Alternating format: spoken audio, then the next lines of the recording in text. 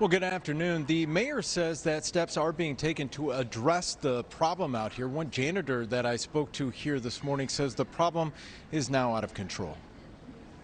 Anyone who's been to O'Hare in recent months surely has come across homeless people sleeping on benches or walking the airport hallways. We've seen this beautiful gateway to Chicago been overrun by the homeless. Alderman Ray Lopez, a frequent critic of the mayor's, appeared on a national program this week telling the host 200 to 300 people are using the airport as a shelter in what he called an indoor outhouse. They're not just urinating in the hallways, they're taking baths in the toilets.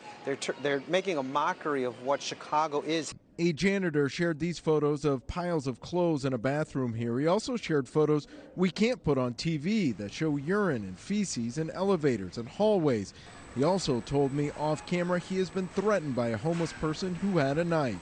We understand that homelessness is a problem we must address, but making O'Hare Airport a homeless shelter for hundreds of people on a daily basis, when we're trying to welcome people here, when we're trying to encourage tourism, bring back the business clientele, bring back families to our city, and to only have them greeted by hundreds of homeless who have mental health issues, may be armed, maybe not even be clothed, that's not something that institutes a lot of confidence in our mayor, in our city, and clearly she doesn't care. Mayor Lightfoot responded yesterday at an unrelated press conference. The fact of the matter is we have taken and will continue to take the steps that are necessary to move people out of the airports. Lightfoot says she has given a clear message to police and the Department of Aviation. We absolutely fundamentally cannot have people sleeping in our airports who are homeless. That is unacceptable. And so we're going to continue within the bounds of the law to do what is necessary